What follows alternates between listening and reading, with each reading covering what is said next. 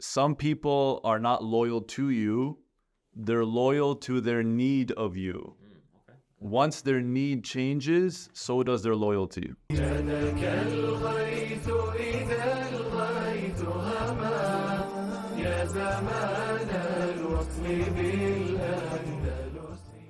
Assalamu alaikum wa rahmatullah. This is one. Okay. Assalamu alaikum wa rahmatullahi wa barakatuhu. This is OneAyah.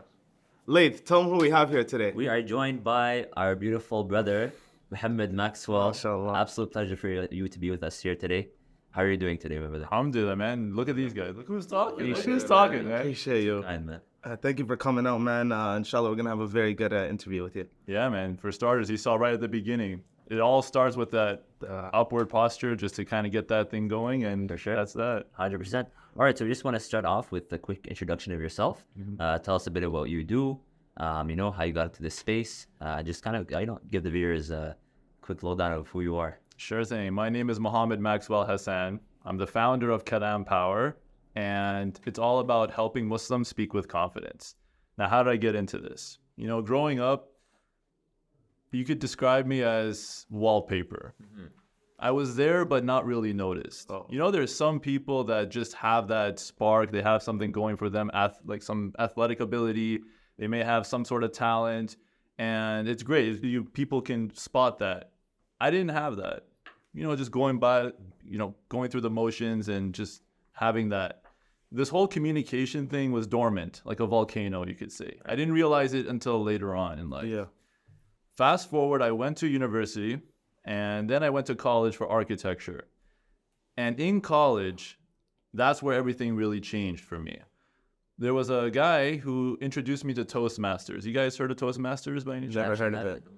So Toastmasters is all about public speaking. That's what it's all about. And it's actually a gold standard, you could say, for people who want to get into that space in the first place. Same reaction. I've never heard of Toastmasters. So I got into it, fell in love with it. It's almost like I got bit by the public speaking bug. And in that process, I discovered TED Talks. You guys, I'm sure, have heard of TED Talks. A lot. Now, with TED Talks, here's the thing. There's only so much that you can get through the screen.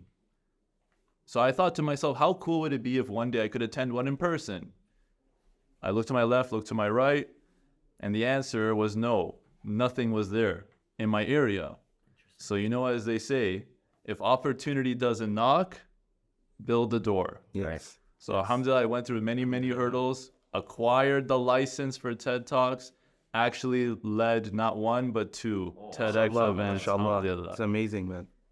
Last part of this is that the glass is half full. As much as TED Talks is amazing, as much as Toastmasters is amazing, what about us as Muslims? What does the deen teach us about communication? What does Rasul what can we learn from him? What can we learn from the Quran about communication? And so that's how Kalam Power was born. If opportunity doesn't knock, build the door. And that's where this door came in. MashaAllah, very, very well said. Well said. All right, we're going to ask you, I think, pretty simple question, but it could be long-winded. What makes you passionate about this field? I don't mean to be a downer. It's just that I've seen how bad public speaking could be. Yeah. In terms of when you have someone, let's just say you've ever had a teacher, again, with all due respect to teacher, you ever had a teacher that just bored you out of your mind? I think everybody has experienced that. Everyone's had that experience, right? You know what I mean? Yeah. So you've seen more than your fair share of that. And the burning passion came in, or how I really got that was, it doesn't have to be this way. It doesn't have to be this way. Like, you don't have to sit through boring presentations time and time again. If you know the right tools, you have the right strategies, you have the right intention, you can do it. So why do we have to sit back and sit through all these presentations? Imagine if every teacher, let's say starting in high school, if every teacher in high school was a TED Talk level speaker, how much more fruitful and engaged would our community be? They'd be more inspired, more impacted. So that was kind of where that drive came in. It's like, it's not so much, I saw a great speaker and I want to be like them. I'm actually the opposite. I saw, unfortunately, more than my fair share of speakers, with all due respect, Right. it just drained you. And I'm like, why does it have to be this way? It doesn't need to be that way. So Yeah. that's where that energy and drive comes into play. So I can tell this comes from a lot of experience, and mashallah, it's very well said. So why should someone like me or like Laith or like any normal kid come and watch and learn from you? Why should we come and watch and learn? Hey, let me type in Maxwell on Instagram. Let me watch his videos. Let me see what he does. Because how many Muslims do you see do this? You see my point? Yeah. So like no one else is doing this, man. So like again, all credit is for Allah subhanahu wa ta'ala. And all at the end of the day, because what I've found, what I've discovered through my clients, through my workshops, through everything like that, it's not a matter of if.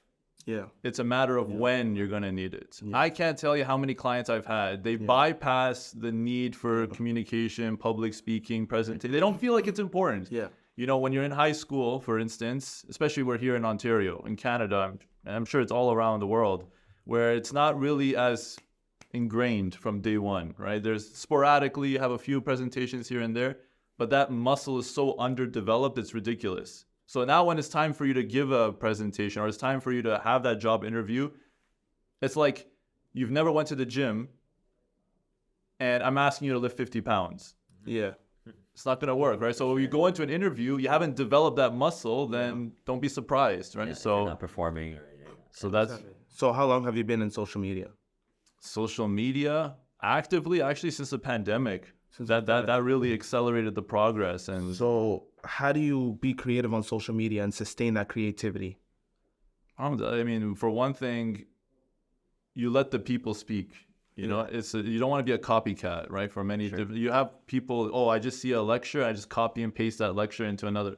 You draw inspiration from things, but at the same time, you just be acutely astute. You have that observation. You just sit and look back and say, what do the people need?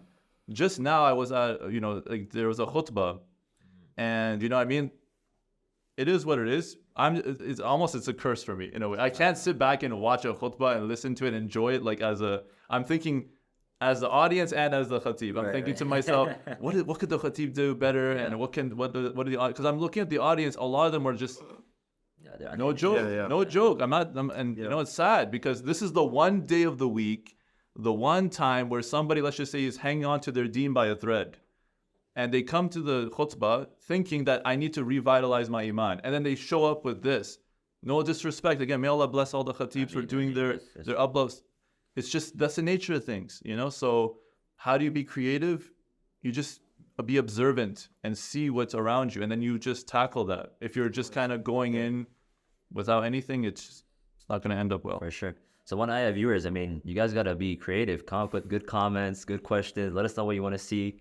We got a lot of exciting things coming up. I want to talk about that actually real quick. Sure. About the whole idea of comments. For those, as I'm talking to the viewers directly, here's an analogy I've come across that opened my eyes completely.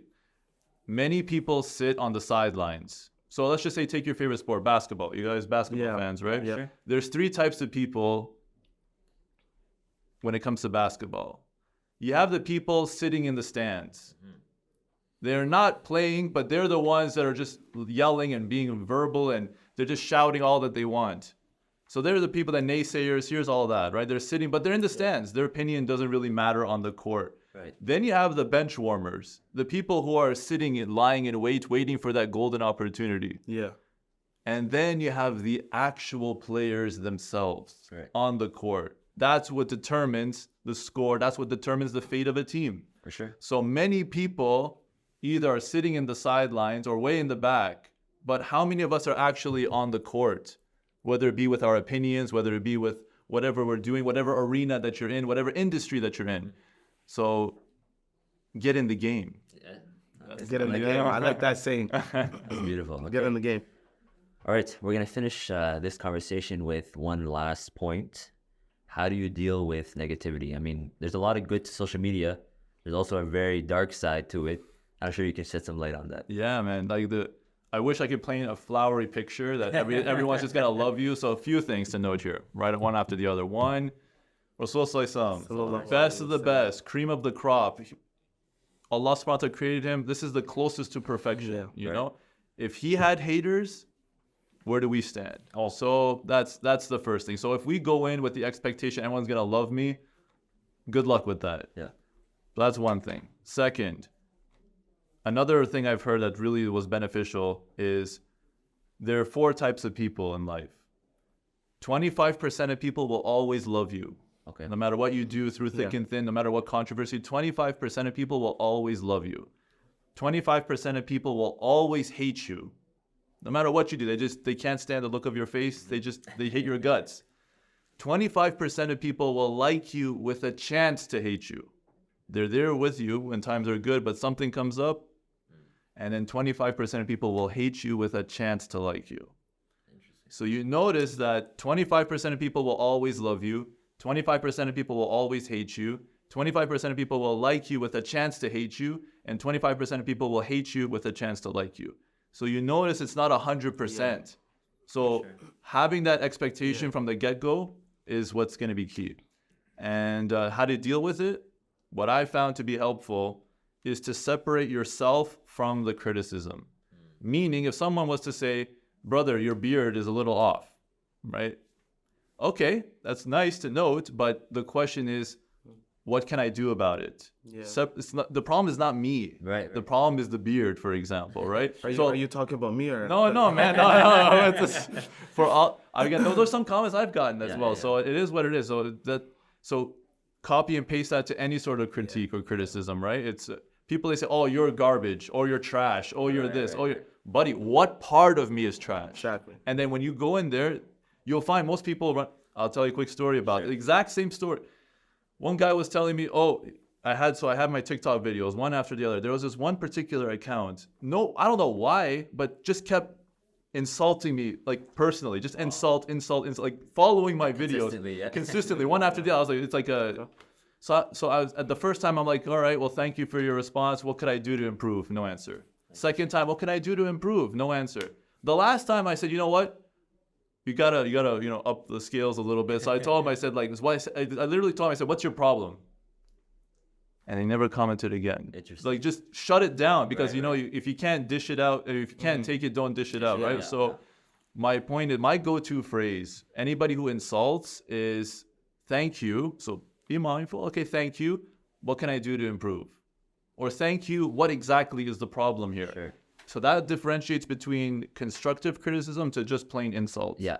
And then if someone is able to do it, then that's the idea. That's a very good way to take criticism. And I think this brings us to our actual segment, which is going to relate to what you were just telling us. So this is how you should and how you shouldn't. So me and Laith will actually show different scenarios on how you shouldn't, and you're going to correct us by how you should. Laith, take us away. All right. First one.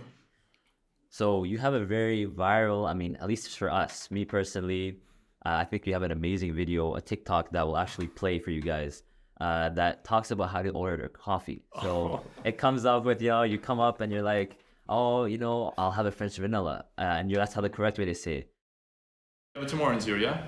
Mm-hmm. What would you like? Can I have a French vanilla? Why are you talking like that, man? I'll have a French vanilla. Talk with, because it shows up. You're like, I don't know if I want it or not. Like, can I have this? What do you want me to do? But so we're actually going to show how we shouldn't. And we want you to give us kind of, sure. Just to kind of act that out. Go all right, so let's say right now I come up to Mohab. You're the coffee guy. And I'm like, okay, Mohab, can I have a French vanilla? Yeah. All right. Why are you talking like that? No. I got a lot of flack for this. So that's okay. Good stuff. So I'll tell you. So let's break it down. Let's just break this down a bit by bit. Where this. Okay. Let's look at the transcript then. Can I have a French vanilla? Mm-hmm. Can I? You're asking permission. Does that make sense in this context? I get it. Now some people might say this is a cultural thing. Maybe some people might say it's a way to be nice. You don't want to respectful. You don't want to downgrade, let's say the cashier. Yeah. Makes sense. I get it. The intention is nice, but the execution sometimes falls short because if I'm being nitpicky here, just this small instance, it shows up in other areas of your life, not just here. Even in this context, can I go to the washroom when you're in a meeting with someone? Like, if you're an adult, you can say, excuse me, may I use the washroom? Like, you know, and so that's one thing. It shows up in different areas. So our words are actually a reflection of our thoughts. You are who you think you are. So if I think I'm a high-level executive, you'll see, my body and my actions, my words will reflect that. Oh, for sure. If you think low of yourself, if I think low of myself, just like many people with presentations, they kind of look down, they slouch down, they feel like, oh, I'm not really much. Right. But if I believe, no, look, there's a reason why I'm here. I'm not here to waste your time. Yeah. It shows up in other areas. So that's the whole context. So if I had to nitpick on that situation, that little upward inflection, again, this room, the upward inflection, again, do you get the idea? It's not about disrespecting the coffee, folks. It's not about that. It's about being aware in different situations in life. How it's a litmus test to figure out how well or how you view yourself. For sure. That's all. So the little upward, but you have you mashallah have a very deep voice. So it doesn't. How would you order coffee at Tim's? I have a video about that. It's funny. People are like, oh, even so, I'd be like, if someone says, hey, well, what can I get you? I'll say, I'll have a French vanilla. I'll have a French vanilla. I'll have one. And then, yeah, please and thank you, yes. Assertive and respectful. Assertive and respectful. I'll have a French vanilla. Yeah, just But for that- the viewers, by the way, who don't know, I mean, the camera guy's talking. I don't give you permission, to be honest, but I mean, good question. But again, have you ever been, okay, watch, real life situation. Let's stick with this restaurant example. You ever been with a group of friends? Your boys, your buddies, course, yeah. everyone's getting in there. Time to order. And then there's that one brother who's just staring at the menu, not knowing what he wants.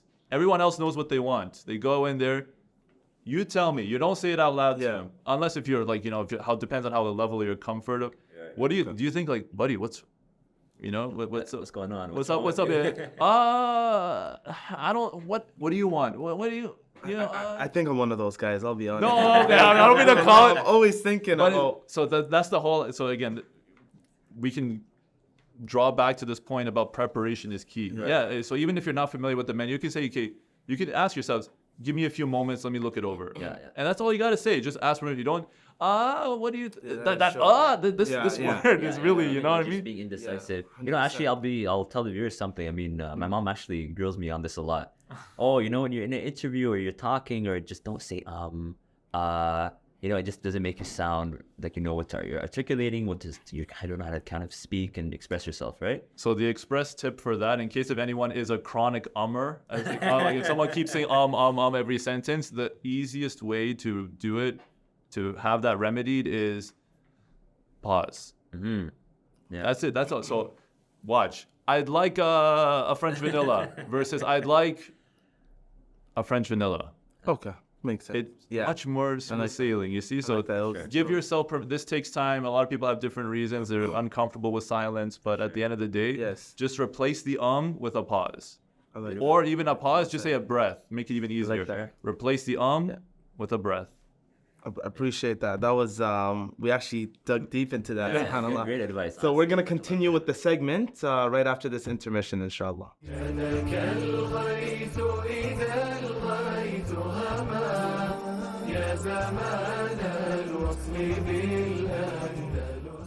So, Brother Muhammad, we actually have a couple more questions that we want to ask you. So the next one is how to let go of an employee. So I'll be like, Lee, get out of my studio. I don't like you. You're fired. I don't like your work ethic. Yeah, that's not how you want to go about it. But the ultimate word I want to go for is compassion and empathy. Imagine putting yourself in the other person's shoes. If someone is just being let go, the last thing they want to be treated like is lower than dirt, right? Right. A lot of people, I heard this quote actually, some people are not loyal to you, they're loyal to their need of you. Okay. Once their need changes, so does their loyalty. Okay. So why am I saying this is because that's where that stems in. Like, I can just give you a quick text, you're out, or, get out of here, and then they can make a big show about it. So how do you, if you do need to part ways, empathy, body language, ideally face-to-face, number one. And number two, explain the reason why they're being let go. Maybe 3 strikes, they're out, something really severe. And then step 3, offer an actionable plan. Yeah. Because many people, they feel like you just toss them in there and what do I do next? So if you be compassionate, yes. So face-to-face, What's the reason for it? And here's an action plan, and you'll be much more smooth sailing. Okay, sorry about that, Lee. Oh, no, you're good, man. Don't worry. All right. I have an interesting one for you. How to propose for marriage. This is the $1 million question I keep getting, mashallah. Again, I can't say this firsthand, so I can say this secondhand. Sure. What you want to, how do you propose? Ultimately, the one way you can say is, what's the point of marriage? Ultimately, you want to get a ticket to Jannah. Of course. All right, Rasul Sallallahu Alaihi Wasallam is telling us it's a sunnah. Like, it's something that a righteous spouse is definitely a wonderful ticket that will weather through any storm. So if you do find that special someone, that twinkle in your eye, and you really want to lock things down, you just state that intention. Be like, hey, not necessarily, Allah created everything in pairs, so why are you still single? You know this one, right? I think some brothers will use that as a pickup line now. Right there, man. You're the guy for it. Yeah, but so long story short, stating that intention clear up and... Okay, so we just had a conversation about criticism. So how do you accept criticism? Now, I can be like, listen, don't tell me. I know I'm good for it. I don't want to hear your criticism. I'm like, you know what I mean? Yeah. So how would you go about accepting criticism in the best mannered way? And let's talk about it like in Islamic values too. Yeah, absolutely. See, the criticism is always going to be there. You can't run from it. Mm-hmm. So a few things. One, criticism, think of it like butter. Sometimes you got to let it slide. Okay. You got to let it slide off you. Sometimes on social media, even right here on OneAyah, don't expect everyone going to just be on board. Just the reality of things, you see? The situation for everyone. And there's no exception to this. So the question is, how do you deal with it? What's that process? So number one, sometimes you got to let things slide. People will just want to talk. They want to vent. They have nothing else better to say. There's nothing. So you just let that go quickly. Just put it in the disposal, put it in the trash bin right there. So you just ignore it. If there is some merit, let's say someone is talking about the color scheme, for example, or something of that nature. Something is, okay, there's something there. There's a reason why this person at least went out of their way. They could have easily scrolled past. They could have easily, but they took the time to tap on their device and say, like, this is something off. Right. So what the respectful way to go about it, thank you for bringing that up. What can we do to improve? And that will change the conversation from something emotional to something constructive. Right. And you'll be fine. I'm surprised. Like, there are some moments where if you take things the wrong way or if you have that inflated ego, you miss out on so many things. You get a lot of blind spots for no reason. Yeah. Everyone's a teacher if you just look. Very well said. All right. We have one. How can you give advice now in a beneficial way? Let's say I come to Mohab. Mohab, I don't know, man. I don't know if I like the way you dress. I think you should, maybe change the way you dress, or just give him advice about life or his relationship. Before you continue, for your information, he liked that. I love it. Don't get it twisted. No, I think everybody looks amazing. MashaAllah, tabarakallah. So not to, just give myself a compliment. I got you. So yeah, giving advice. So the thing is, from you're taught, for us as Muslims, we're supposed to enjoin the good and forbid the evil. 100%. As Muslims, we're so excellent at enjoining the good, but not necessarily, let's say, forbidding the evil at some points, or vice versa. Some people, they can really be excellent at telling you what's wrong with you. There is no shortage of that, right? So what you can do, how do you have that soft spot, or how do you make sure? One, it depends on the context of your relationship, right? If it's one-on-one, pull them to the side. I've had people call out people in public. Yes. It just ruins, you lose sight of what actually is meant to be the criticism or the feedback, honest advice. Right. And now you're saying, now your focus is on, I'm looking bad in front of everybody. Yeah. So now you completely lost it, right? So now, what's the idea? So the first thing is, if you have that one-on-one, private, right? Like, at least take it offline. Like, you send a DM, you know what I mean? Like, you just, if it's something one-on-one, hey, and so step 2 would be letting them know you're coming from a place of love. Yes. Some people just want clickbait. Some people just want to trash people, you know what I mean? So people want to do that. So letting them know, you're my brother. I come from a place of love for you. If you ask me, like, this is what I think is the situation here. And step 3 would be, what is your alternative? Let's just use the example of the clothing, right? For instance, hypothetically, mashallah, brother, this looks good on you. I think green would look even better. because it brings out your eyes more. Yeah, jazakallah khair. Now you see, I'm giving advice, but at the same time, I'm not just trashing the clothing. So off to the side, letting them know you're coming from a place of love, offering an alternative. Yeah. Right off from the get go. Amazing. Yeah. 1, 2, 3. Clip that. One ayah needs to clip that. It's very well said. So last but not least, let's wrap this up. How to tell someone they need to clean themselves up. like now, I don't know what's okay. You know, brother, Now- looking rough, you know. but I guess you already said it. So In a way, yeah. You In kinda a way, asked you the already question. said it. So okay, all right. Here's another thing. Maybe it's picking your battles. Is another big point. Is it worth Yes. jeopardizing the relationship that you have with somebody if, let's just say, there's a spinach in their tooth, right? Or like, let's say they're talking. You can privately, hey man, you got something here, and they'll be. Rasul said that a believer is a mirror to another believer. Yeah. Whatever good is, you reflect it back. And so if I call you out, I'm not calling you out just because. So same thing, I expect the same. If I'm doing something wrong, call me out on it. If I'm doing something good, I think that's what I was trying to say. Like, it was enjoying the good and forbid the evil. I mean to say that a lot of Muslims are excellent at forbidding evil, telling you what's wrong, but they're not so good at standing by you and enjoying good. Right. They're not there for you when everything is good. Only when you make a mistake. You give, let's say, 100 videos, everything is mashallah. But the one mistake you made, it could be a dire mistake, but then everyone just dogpiles you, you know what I mean? And It's very common, especially on the internet, right? that's what I, Yeah, inshallah, that doesn't happen. I mean, one ayah viewers, please, take it easy. All right, so we're going to jump into a conversation. We wanted to, I think a lot of the audience would love to know, I mean, mashallah, this is your specialty, your forte. How can somebody overcome their fear of public speaking? Sure thing. Overall, so let's just say they want to give a presentation, can't do it, or you get on a podcast, can't do it, right? So the easiest way to do it, or one way to look at it, is a quote from Michael Jordan, Okay.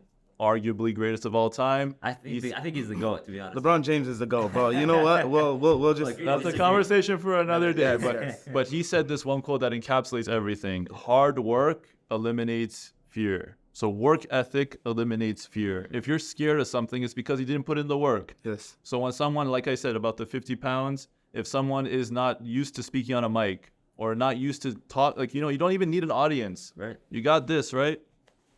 That's true. Everybody's got one of these. Yes. You don't have to wait for an audience. Try recording yourself. And you can see one by one. That's how, if you don't have an audience, you can build up your speaking skills that way. And then eventually when the time comes, you can do it. So that's the first thing. And then the second thing I'd say is either read books or look at things online. Okay. That's another option. So that way you can at least get a good sense of it. But the only way you have to dive in. Otherwise, you're always going to be spinning your wheels, thinking to yourself, well, why not? But again, actually the best option would be to contact Kalam Power. KalamPower.com. That's the way. Have it. Yes. We're gonna. His page is gonna be definitely linked, and and then give him a follow, show some support.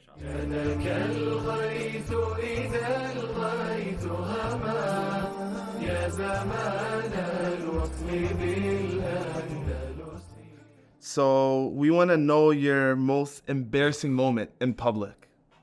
You want to know my most embarrassing? Well, that's what very juicy. Yeah. In terms of public speaking, I mean, a few things happen from time to time. One example would be, I remember I was at an auction and this one auction piece kept falling off the stage while we were talking. So the first time you're like, okay, you know what, you can give a pass. But then when it happens the second time, it's one thing, right? That's one embarrassing moment. Another time, I remember I was on stage and I was, giving my all and just really into it. And I felt something on my left leg. It's shocking, especially when you're on stage. You don't really expect anything. Like, what on earth? I feel something on my left leg. I look down and I see a little girl just grabbing my leg like it's a tree. I don't know who she is. She just ran up on stage and I was like, what? I'm like frozen for a moment, but luckily the mom arrived and everything was good. So point being, actually, when it comes to embarrassing moments, if any speaker says they never had any, I'd be very wary about it. No one is gonna always knock it out of the park. You're gonna have those moments, but you see past it. It should be a moment we look back at and we're proud of. You know what I mean? Maybe not proud of, but you can learn from it, right? There you go, yeah. A learning lesson, yeah. Okay, so I mean, we have to obviously give a huge shout out to our fans. They're the only reason we're here. They're always supporting us. We do appreciate it.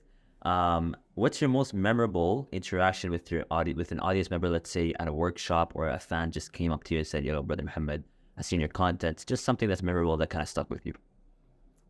Actually, let's use the TikTok example. Okay. Right, this TikTok example, that video of the French vanilla, subhanAllah, it just goes to show sometimes when you have online and offline, it's just a wonderful thing. When you see people see the message for what it is, having people come up to you and say, yo, I love that TikTok video, I love that message that you were giving, and it actually was resonating and it connected at a deep level, that's really wonderful. But one more I can say is, this was my first TEDx event. So TEDx Brampton. I was the MC and the license holder. I remember one time, right after the whole event was done, they were interviewing me just like this. And, you know, after that experience, a few people approached me, said, like, thank you so much for bringing this here, because otherwise we never would have gotten something like this. This is my first time. And I was like, subhanAllah, it just goes to show, you don't think of yourself. Think of yourself as a pebble. You're in a pond, and the ripple effects go beyond what you are. So that was a heartwarming moment where you're that ripple effect, and just do what you got. I think that's the good side of social media. I mean, we discussed the dark side before. I think this is the good side. Very good side. That was really well said, Brother Muhammad. So this is a tradition that we do in OneAyah every time. You gotta pick an ayah, and you gotta explain why that ayah resonates with you. All right. You can take your time. Yeah. Let me give you some context first before this. Sure.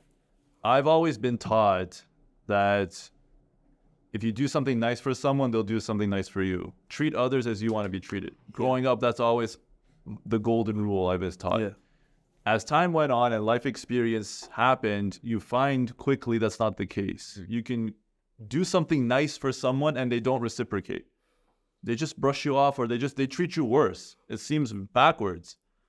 One day I was sitting in my room. SubhanAllah, this is from Allah subhanahu wa ta'ala. I was sitting in my room just randomly opening the Quran. I didn't expect much. I just, some people go through it like in a methodical way. I just, for some reason, I'm just like opening it just to see what's there. And there was this one ayah changed the way I looked at all this. And that ayah was, Bismillah ar-Rahman ar-Rahim, La nuridu minkum jazan wa la shukura. The context is very horrifying, where it's the people who are talking about Jahannam or the Day of Judgment, and people are scared of Jahannam. And those people, those believers, they were going to talk about the orphans. They're talking about the people who are, subhanAllah, the most vulnerable.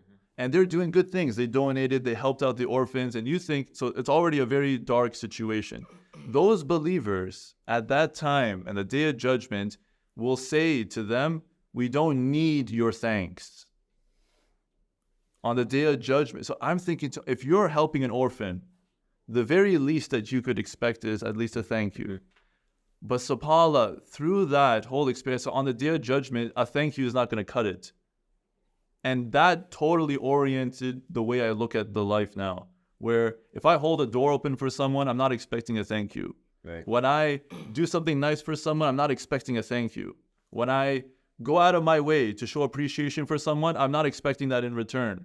That ayah, those words by those believers really reoriented the way I look at things. You're working for a cause, not applause. If you're always looking for somebody to give you a handout, shake your hand, please and thank you, and this, you're going to be in a world of a disappointment. But if you orient yourself to say, it's not for the people. Yes, I'm not saying to be mean and rude, but at the same time, I'm not putting so much of my mental health and life and ambitions onto that. Just you orient upward. You don't look horizontal, you think vertical. And you say, Allah subhanahu wa ta'ala, I'm doing this for you. I hope and pray whatever efforts I do is for the akhirah. So investing in the akhirah bank account. So that's one ayah, La nuridu minkum jazan wa la shukura, floored me and changed my life. Yeah, it just goes back to doing your intentions for the sake of Allah all the time. All right. I mean, we're going to conclude. I mean, amazing conversation. We're just so happy to have you. Barakallah feek. We want you to actually give this opportunity for you to promote any initiatives you have. Let's say you have a workshop coming up, or just where people can find you, your social media accounts. Just kind of, Yeah. The floor is yours for a few seconds, inshallah. Kalampower.com, kalampower.com, kalampower.com. I'm on TikTok, Instagram, Facebook. That's how you can stay connected. Editor, make sure you put it 3 times, like on top of his head. So it's for I have adults, coaching one-on-one. I also have youth. You're more than welcome to reach out for that. But alhamdulillah, all in all, it was a phenomenal experience. May Allah bless OneAyah. I mean, it was an honestly amazing interview that we had with you. Guys, make sure you guys subscribe. Make sure you guys like. Make sure you guys leave a comment. It was an amazing interview, wasn't it? I couldn't agree more. Honestly, we're very happy. And guys, I mean, I don't know how to tell you guys this. OneAyah has so much amazing content coming. Stay tuned, and I genuinely mean this. Like, Mohab, we gotta actually, like, they don't understand. Should we like go closer to the camera? Like, honestly, I don't know what more we need to do. Like, There's so much content coming. Like, seriously, please, bismillah, subscribe, Press that follow, button. share. Yes. It's been your brother Mohammed Maxwel. Stay tuned. Wassalamu alaikum wa rahmatullahi wa barakatuhu. جادك الغيث إذا الغيث هما يا زمان الوصل بالأندلس لم يكن وصلك إلا